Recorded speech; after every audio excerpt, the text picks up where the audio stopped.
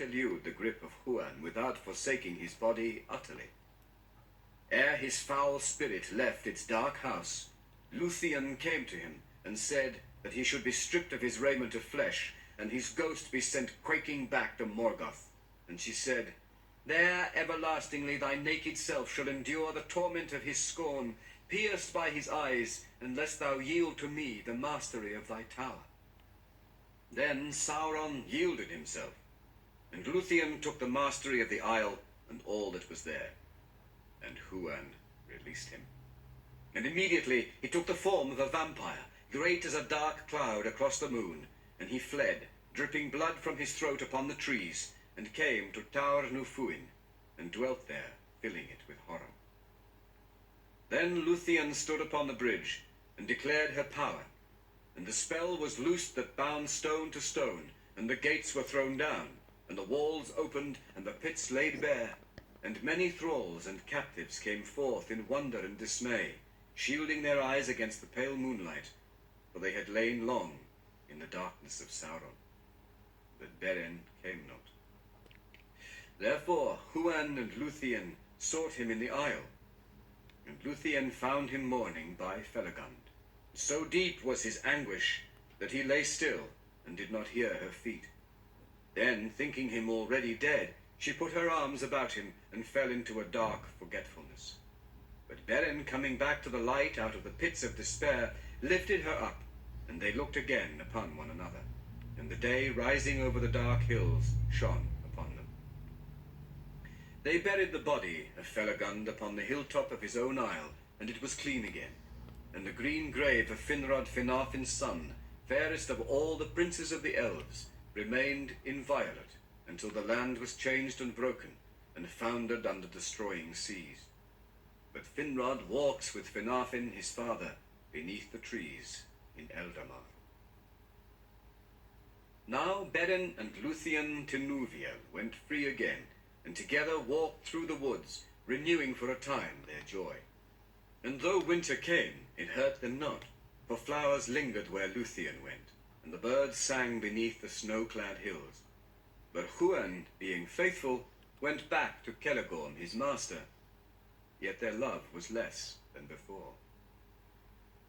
There was tumult in Nargothrond, for thither now returned many elves that had been prisoners in the Isle of Sauron, and a clamour arose that no words of Celegorm could still. They lamented bitterly the fall of Felagund their king, saying that a maiden had dared that which the sons of Feanor had not dared to do. But many perceived that it was treachery rather than fear that had guided Celegorm and Curufin. Therefore the hearts of the people of Nargothrond were released from their dominion, and turned again to the house of Finarfin, and they obeyed Orodreth. But he would not suffer them to slay the brothers as some desired, for the spilling of kindred blood by kin would bind the curse of Mandos more closely upon them all.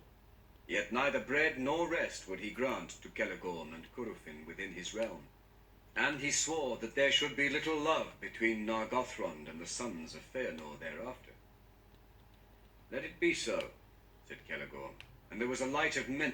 In that time, Celebrimbor, the son of Curufin, repudiated the deeds of his father, and remained in Nargothrond. Yet Huan followed still the horse of Celegorm, his master. Northward they rode, for they intended in their haste to pass through Dimbar, and along the north marches of Doriath, seeking the swiftest road to Himling, where Maedhros their brother dwelt. And still they might hope with speed to traverse it, since it lay close to Doriath's borders, shunning Nan Dungortheb and the distant menace of the Mountains of Terror. Now it is told that Beren and Luthien came in their wandering into the forest of Brethil, and drew near at last to the borders of Doriath. Then Beren took thought of his vow, and against his heart he resolved, when Luthien was come again within the safety of her own land, to set forth once more. But she was not willing to be parted from him again, saying, "You must choose, Beren, between these two. To relinquish the quest and your oath and seek a life of wandering upon the face of the earth, or to hold to your word and challenge the power of darkness upon its throne. But on either road I shall go with you, and our doom shall be alike." Even as they spoke together of these things, walking without heed of aught else, Celegorm and Curufin rode up, hastening through the forest, and the brothers espied them and knew them from afar. Then Celegorm turned his horse and spurred it upon Beren, purposing to ride him down. But Curufin, swerving, stooped and lifted Luthien to his saddle, for he was a strong and cunning horseman. Then Beren sprang from before Celegorm full upon the speeding horse of Curufin that had passed him. And the leap of Beren is renowned among men and elves. He took Curufin by the throat from behind and hurled him backward, and they fell to the ground together. The horse reared and fell, but Luthien was flung aside and lay upon the grass. Then Beren throttled Curufin, but death was near him, for Celegorm rode upon him with a spear. In that hour, Huan forsook the service of Celegorm, and sprang upon him, so that his horse swerved aside, and would not approach Beren, because of the terror of the great hound. Celegorm cursed both hound and horse, but Huan was unmoved. Then Luthien, rising, forbade the slaying of Curufin, but Beren despoiled him of his gear and weapons, and took his knife, Angrist. That knife was made by Telchar of Nogrod, and hung sheathless by his side. Iron it would cleave as if it were green wood. Then Beren, lifting Curufin, flung him from him, and bade him walk now back to his noble kinsfolk, who might teach him to turn his valor to worthier use. Your horse, he said, I keep for the service of Luthien, and it may be accounted happy to be free of such a master. Then Curufin cursed Beren under cloud and sky. Go hence, he said, unto a swift and bitter death. Celegorm took him beside him on his horse, and the brothers made then as if to ride away. And Beren turned away and took no heed of their words.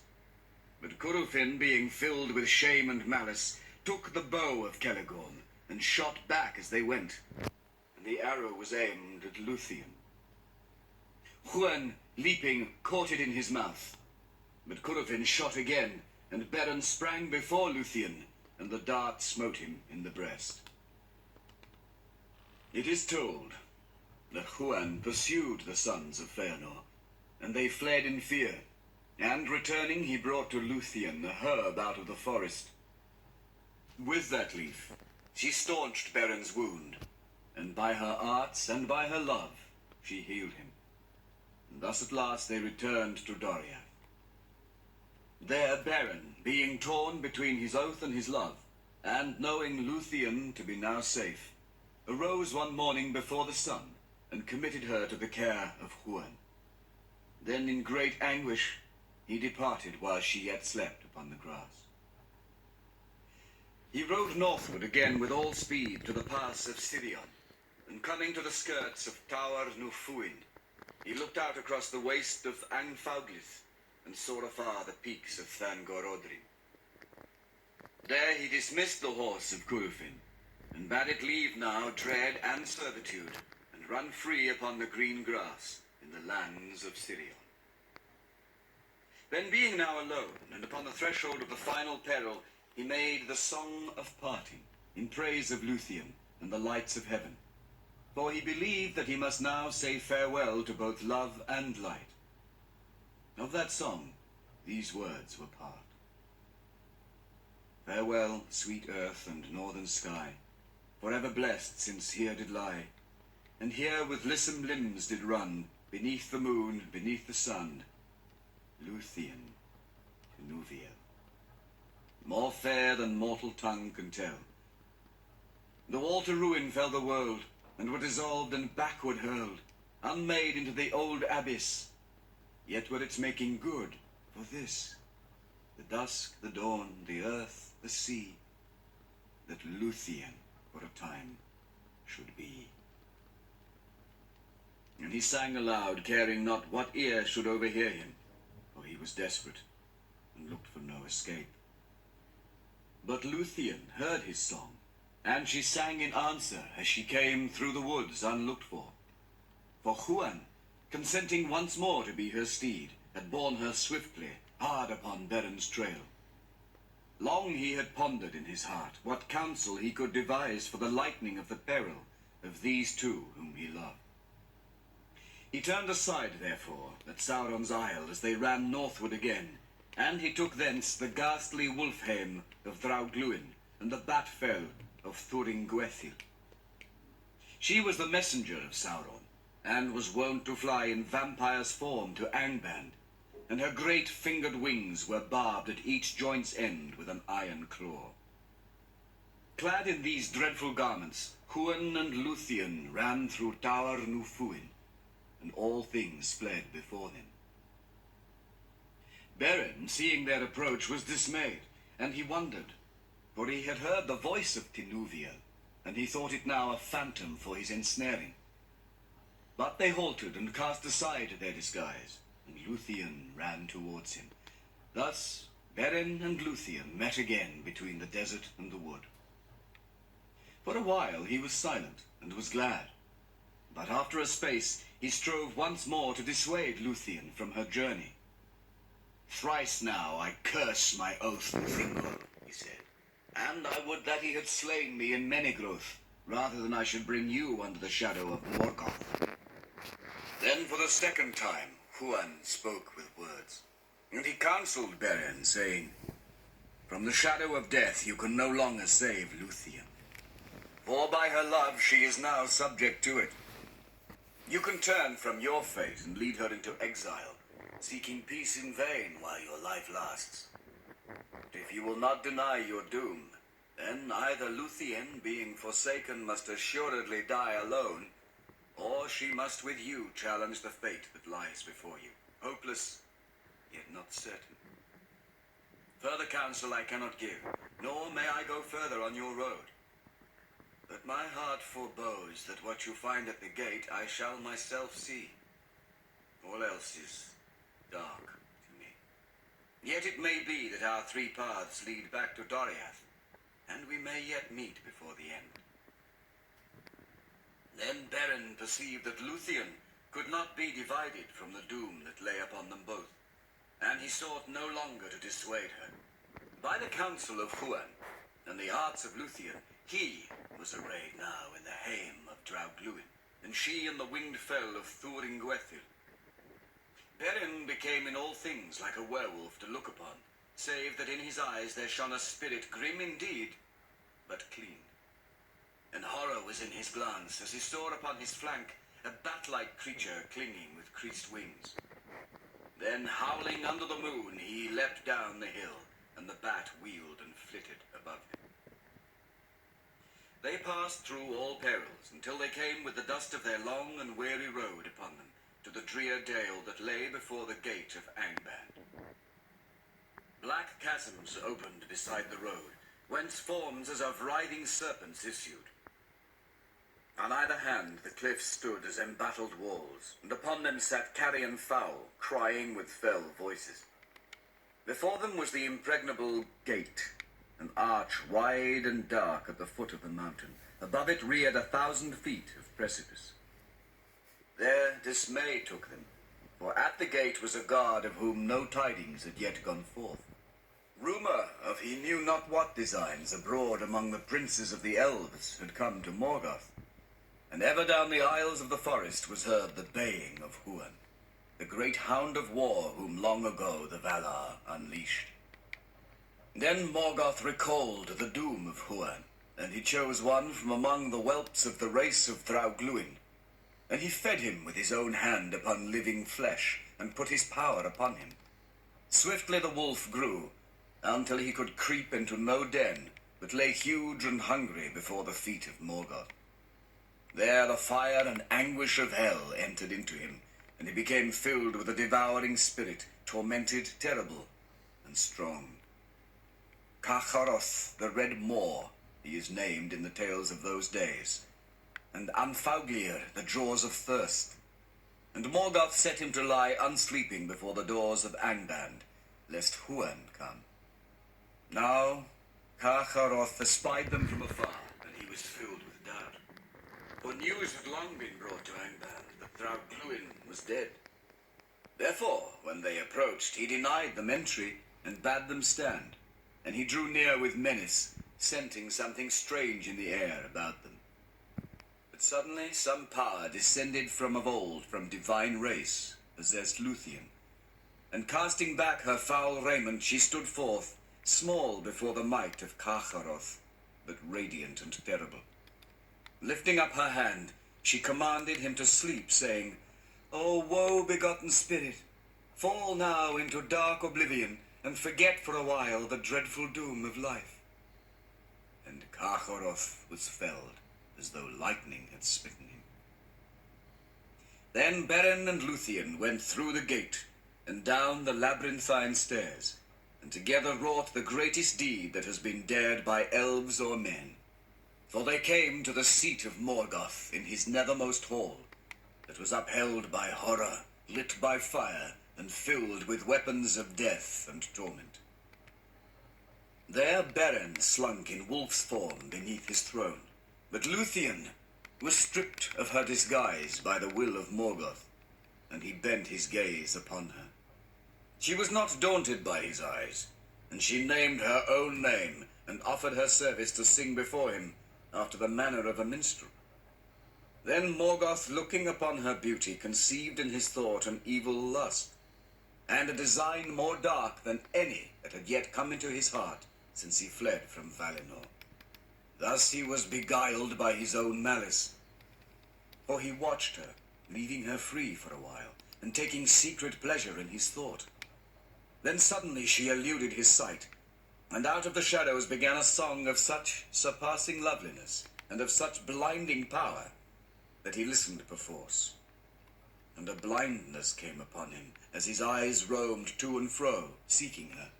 All his court were cast down in slumber, and all the fires faded and were quenched. But the Silmarils in the crown on Morgoth's head blazed forth suddenly, with a radiance of white flame, and the burden of that crown and of the jewels bowed down his head, as though the world was set upon it, laden with a weight of care, of fear, and of desire, that even the will of Morgoth could not support. Then Luthien, catching up her winged robe, sprang into the air, and her voice came dropping down like rain into pools, profound and dark.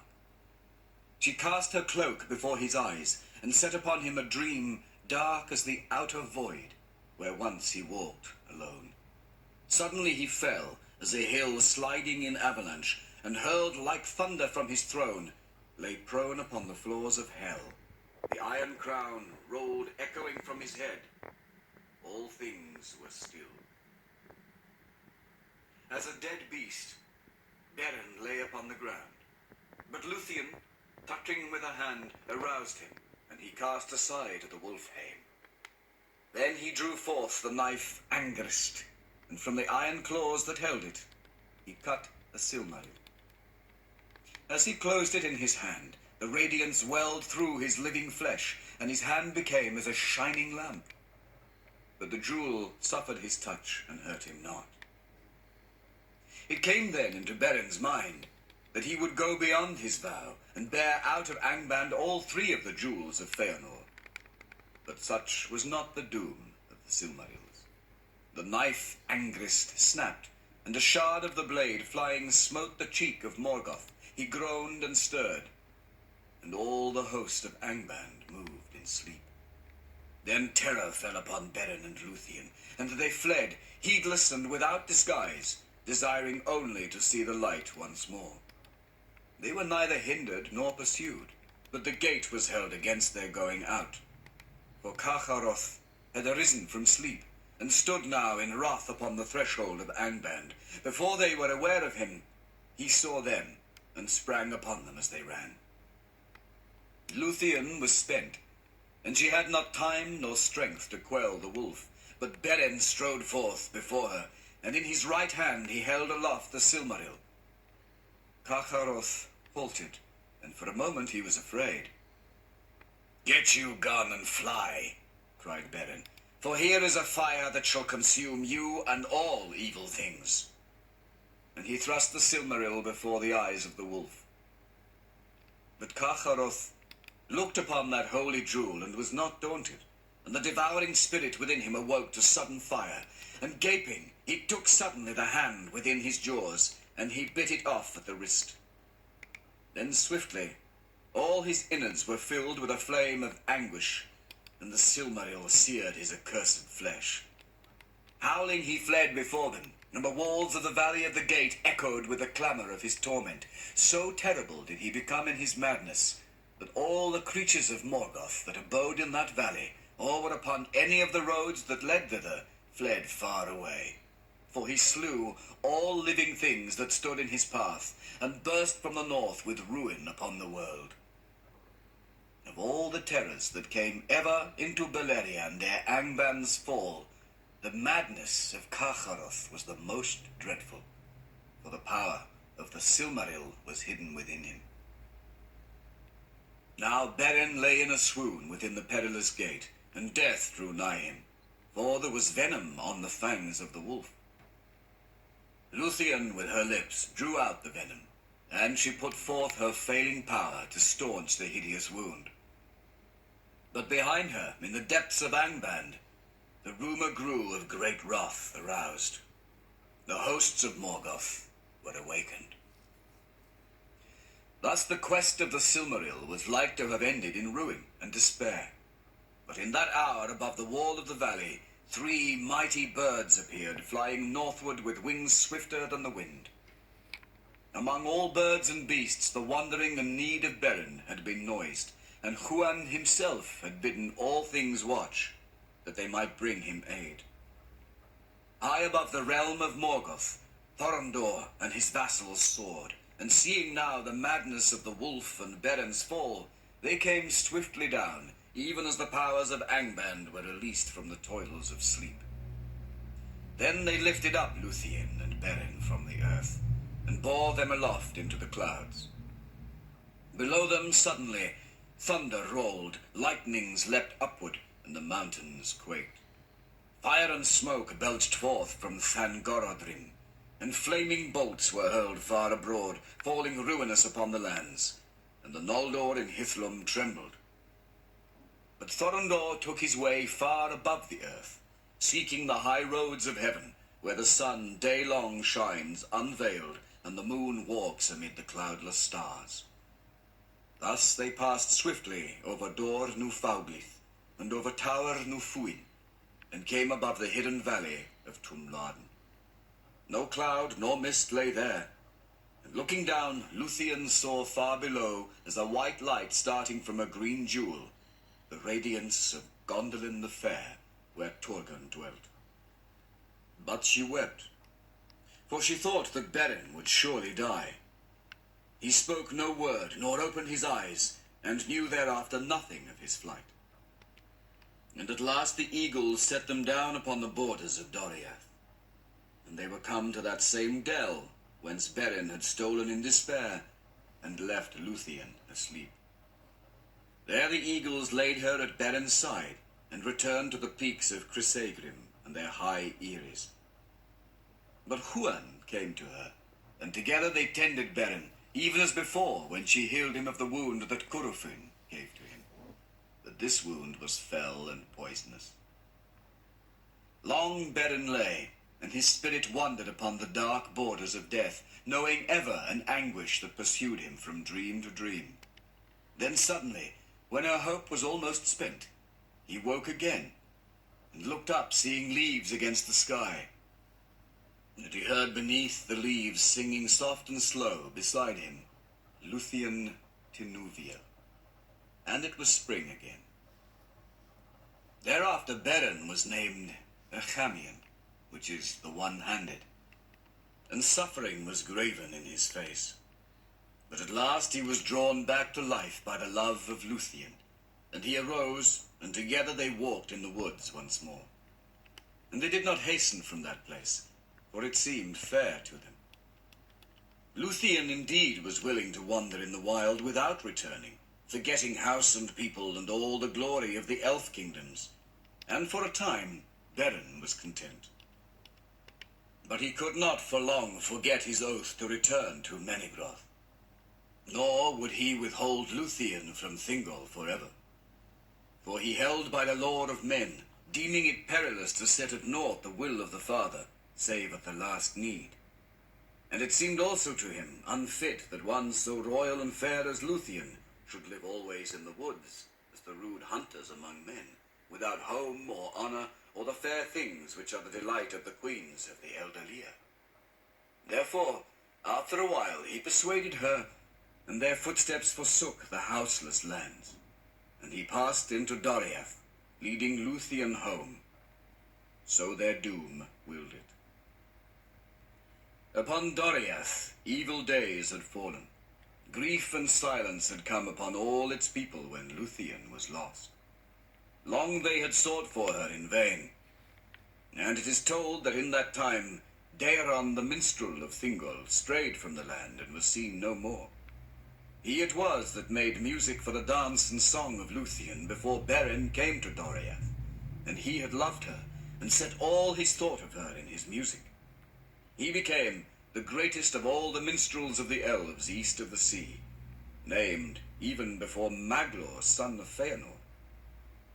But seeking for Luthien in despair, he wandered upon strange paths, and passing over the mountains he came into the east of Middle-earth, where for many ages he made lament beside dark waters for Luthien, daughter of Thingol, most beautiful of all living things.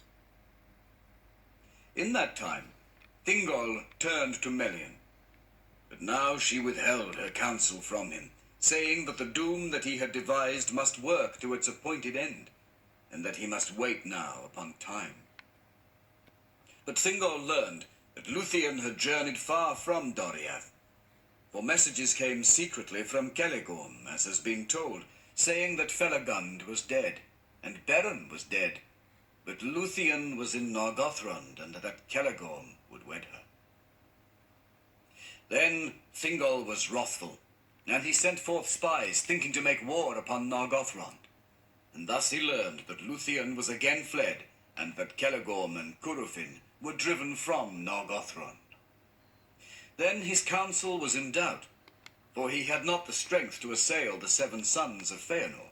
But he sent messengers to Himring to summon their aid in seeking for Luthien, since Celegorm had not sent her to the house of her father, nor had he kept her safely. But in the north of his realm, his messengers met with a peril sudden and unlooked for, the onslaught of Carcharoth, the wolf of Angband. In his madness he had run ravening from the north, and passing at length over Tower Nufuin upon its eastern side, he came down from the sources of Esgalduin like a destroying fire. Nothing hindered him, and the might of Melian upon the borders of the land stayed him not. For fate drove him, and the power of the Silmaril that he bore to his torment. Thus he burst into the inviolate woods of Doriath, and all fled away in fear. Alone of the messengers, Mablung, chief captain of the king, escaped, and he brought the dread tidings to Thingol. Even in that dark hour, Beren and Luthien returned, hastening from the west, and the news of their coming went before them like a sound of music borne by the wind into dark houses where men sit sorrowful. They came at last to the gates of Menigroth, and a great host followed them. Then Beren led Luthien before the throne of Thingol, her father, and he looked in wonder upon Beren, whom he had thought dead. But he loved him not, because of the woes that he had brought upon Doriath. But Beren knelt before him and said, "I return according to my word. I am come now to claim my own." And Thingol answered, "What of your quest and of your vow?" But Beren said, "It is fulfilled. Even now a Silmaril is in my hand." Then Thingol said, "Show it to me." And Beren put forth his left hand, slowly opening its fingers, but it was empty. Then he held up his right arm, and from that hour he named himself Camlost, the empty-handed. Then Thingol's mood was softened, and Beren sat before his throne upon the left, and Luthien upon the right, and they told all the tale of the quest. while all there listened and were filled with amazement. And it seemed to Thingol that this man was unlike all other mortal men, and among the great in ardor and the love of Luthien, a thing new and strange. And he perceived that their doom might not be withstood by any power of the world. Therefore, at the last, he yielded his will, and Beren took the hand of Luthien before the throne of her father. But now a shadow fell upon the joy of Doriath at the return of Luthien the Fair. For learning of the cause of the madness of Carcharoth, the people grew the more afraid, perceiving that his danger was fraught with dreadful power because of the holy jewel, and hardly might be overthrown. And Beren, hearing of the onslaught of the wolf, understood that the quest was not yet fulfilled. Therefore, since daily Carcharoth drew nearer to Menegroth, they prepared the hunting of the wolf, of all pursuits of beasts whereof tales tell the most perilous. To that chase went Huan the Hound of Valinor, and Mablung of the Heavy Hand, and Beleg Strongbow, and Beren Echamian, and Thingol, King of Doria.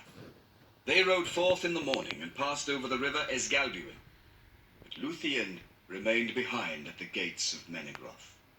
A dark shadow fell upon her, and it seemed to her that the sun had sickened and turned black. The hunters turned east and north, and following the course of the river, they came at last upon Carcharoth the Wolf, in a dark valley down the northern side whereof Esgalduin fell in a torrent over steep falls. At the foot of the falls, Carcharoth drank to ease his consuming thirst, and he howled, and thus they were aware of him. But he, espying their approach, rushed not suddenly to attack them. It may be that the devil's cunning of his heart awoke, being for a moment eased of his pain by the sweet waters of Esgalduin. And even as they rode towards him, he slunk aside into a deep brake, and there lay hid. But they set a guard about all that place, and waited, and the shadows grew long in the forest. Beren stood beside Thingol, and suddenly they were aware that Huan had left their side. Then a great baying awoke in the thicket, for Huan, becoming impatient and desiring to look upon this wolf, had gone in alone to dislodge him. But Carcharoth avoided him, and bursting from the thorns, leapt suddenly upon Thingol. Swiftly Beren strode before him with a spear, but Carcharoth swept it aside and felled him, biting at his breast. In that moment, Huan leapt from the thicket upon the back of the wolf, and they fell together fighting bitterly. And no battle of wolf and hound has been like to it, for in the baying of Huan was heard the voice of the horns of Orome, and the wrath of the Valar. But in the howl